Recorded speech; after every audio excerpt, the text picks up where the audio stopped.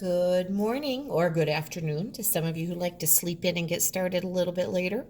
I have reading workbook page 155 on my video screen today, and we are working with commas. On this side, commas in compound sentences. Let's learn this together.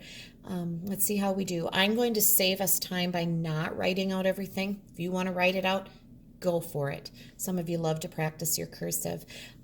We are talking about compound sentences.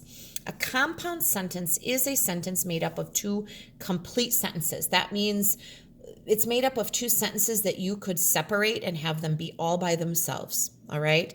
But a connecting word such as and, but, or joins them together. And a comma is used before one of these connecting words. So, for example, electricity comes through a wire. That could be its own sentence with a period. And it makes your lights work could be another sentence. Start with a capital letter. But sometimes we might want to connect two thoughts. If they go together well, we could connect them and make one longer sentence. It's okay. Electricity comes through a wire, comma, and it makes your lights work.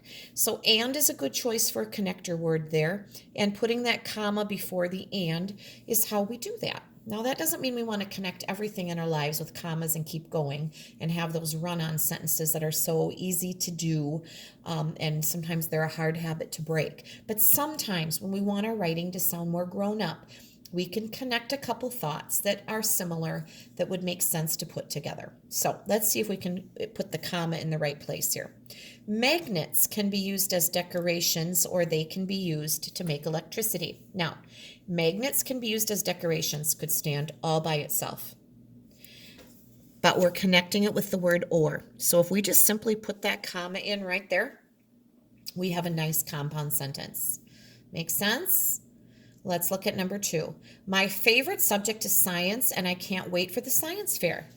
You see that connector? We could have ended the sentence here and started another one there. They could be two separate sentences. My favorite subject is science, comma, and I can't wait for the science fair. And works there. This one was more of a contrast. They can be used as decorations, or they can be used to make electricity. They can be pretty, or they can be functional. Two separate things, but it is a sentence showing you two different uses for them, so or was a good choice. All right, let's look at number 3. I want to use magnets in my science project, but my partner wants to do something else. It just makes sense to have but there as your joiner because there's a contrasting opinion. I want to do this, but she wants to do that. So we're going to put a comma after project, and there comes that joining word but. Again, any one of these sentences could be two separate sentences, but they have been joined together. Now, we're going to decide if the sentence needs a comma. Small magnets decorate refrigerators, but big magnets move cars. Okay, there's the joiner. Could this stand by itself? Small magnets decorate refrigerators. Yes. Big magnets move cars could be its own sentence. Yes. So there is your joiner, and yes, it should have a comma. That is a compound sentence. Now, let's look at number 5. I always have a light on when I read and when I watch television. I always have a light on when I read. That could stand by itself. But when I watch television, is that a complete sentence all by itself? It isn't. That's a sentence fragment. That's not complete. It doesn't have a subject and a predicate. So this one is not a compound sentence. It does not need a comma. So we're just going to write no right there. It doesn't. I always have a light on when I read and when I watch television. Just because there's the word and there does not mean there needs to be a comma. We would only put those commas in if we have two separate sentences that have been put together with a joining word. So caution, sticking commas in everywhere is not the answer. We have to make sure we use them when it's appropriate. All right, backside, more commas, this time with dates and places. A comma in a date separates the month and day from the year. Every day on the board, all year long, when I would write the day of the week, Monday, comma, April 27th, comma, 2020, I would separate with commas.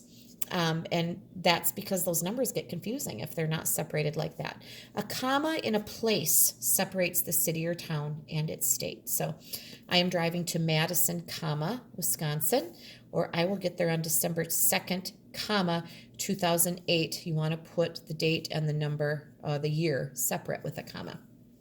All right, so let us put these in. I am not going to write these out today. If you did, fantastic. Good for you. I hope you're still working in those cursive books. I haven't been mentioning it. If you don't get through them before the end of our year, certainly practice them throughout the summer. They would be good practice for you. All right, Manuel was born October 18th, comma, 2000.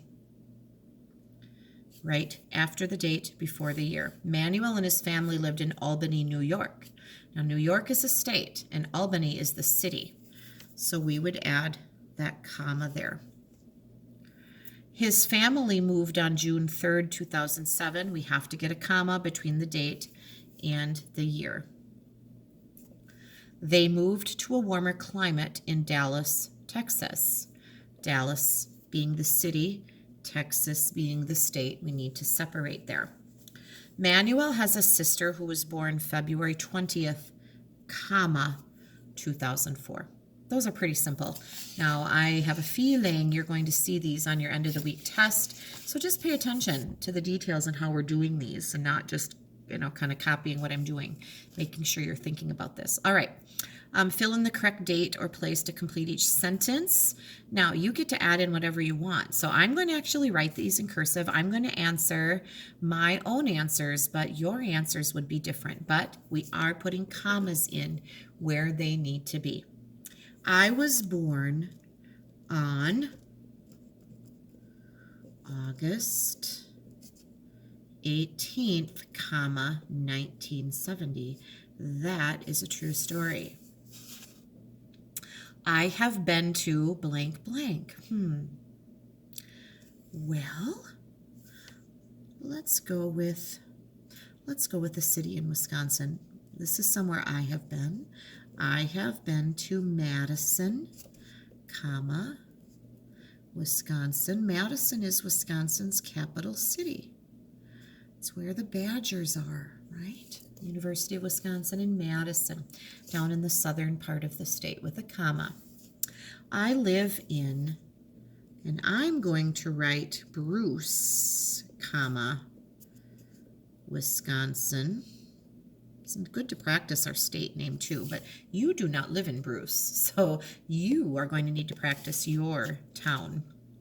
Today's date is, it is April. And let's see, you're going to be doing this tomorrow. I'm doing this on Tuesday, but it'll be Wednesday. So it will be April 29th, 2020 by the time you see this. I want to go to, city and state. You know where I have never been and I really would love to be? I would love someday to go to New York City. Wouldn't be great to go there now, but New York City, New York. I've never been there, and someday when conditions are better, I would love to travel there. I would love to go to shows on Broadway and see the Statue of Liberty and all of the landmarks and famous places. I think it would be really cool if someone that knew how to get around there took me with them. I'd be nervous to go by myself. But all right, so those are the 2 pages I wanted to go over with you for now, 155 and 156. I hope those things are making sense. Thanks.